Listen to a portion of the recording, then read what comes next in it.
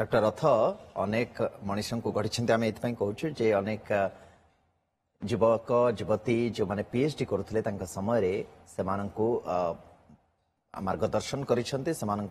जीवन में गोटे बड़ अंश होती डॉक्टर रथ सेमती जड़े आम सहित जोड़ी होती फोन लाइन रे स्वर्गत रथ अधीन पीएचडी करथिबा अध्यापिका तथा लेखिका डॉक्टर प्रीतिधारा सामल आम सहित फोन लाइन अच्छा। डॉक्टर सामल स्वागत आपन को ये समय रे आमे समस्ते नियमाण आज समस्ते भांगी पड़ी आज एवं विश्वास भी होनी जे आउ से स्वर शुणा मिलबनी आपन तो खूब निकट रू देखी सहित समय अतिबाहित करिसेंती जीवन दर्शन को भी बुझी थे लेखा को भी पढ़ी थे लेखा को जी थे किसी स्मृति चारण करने आम अनुरोध करूँ आपन को। रमाकांत रथंकर वियोग आम समग्र भारतीय साहित्य निमंते गोटे अपूरणीय क्षति आम कहीपर जे गोटे विराट जुगर अंत हो गला। स्वाधीनता परवर्ती ओडिया साहित्य स्वाधीनता परवर्ती भारतीय साहित्य को से दिग्दर्शन देते से जड़े थे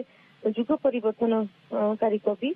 मु कविता भाषा और शैली उपरे प्रथम पीएचडी करी जो समय मुझे चाहिए मोर से गाइड थे मोर मार्गदर्शक थे प्रोफेसर डॉक्टर बाउरी बंधु कर सी मत जो कहले रमाकांत रथों कविता तुम्हें काम कर बहुत खुशी हेली कारण सी रमाकांत रथ मोर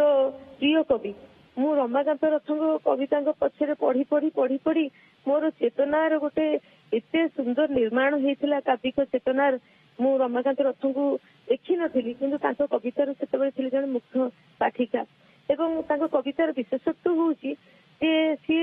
आम अंतर्चेतना को एते मात्रा उज्जीवित करे आमको गोटे भिन्न जगत को सी नहीं जाए कविता सबू जो अनुभव गुड़ाक भाषा न थाए कहवाई शब्द न थाए से अनुभव मानकर गोटे चित्र तैयारी कर दियंती आपण कवितार जिते पढ़िबे से कवितार वाक्यांश गुड़ाक एते सुंदर दृश्य निर्माण करें प्रत्येक पाठक निजक ता भर हजे दिए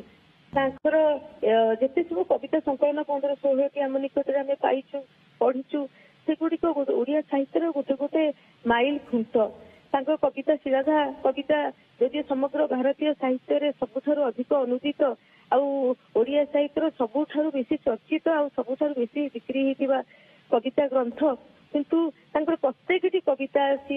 केते दिन आरंभ हो दुआर एपटू हो सचित्र अंधार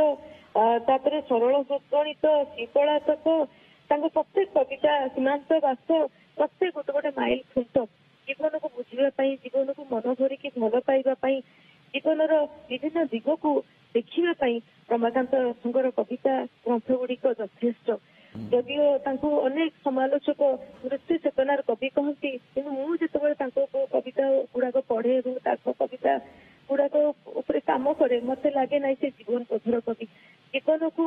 जी एत अधिक न भल पाइले से मृत्यु सहित कथबार्ता करना मृत्यु प्रति सचेतन होगा ही हूँ जीवन को भल पाइबा मत से लगे मोर व्यक्तिगत जहाँ माने द्वारा जहाँ आलोकित हो मोर चेतना एवं से जितेबाला केन्द्र साहित्य एकाडेमी सभापति थे से प्रथम ओडिया और एकमात्र ओडिया जे केन्द्र साहित्य एकाडेमी नुआ दिल्ली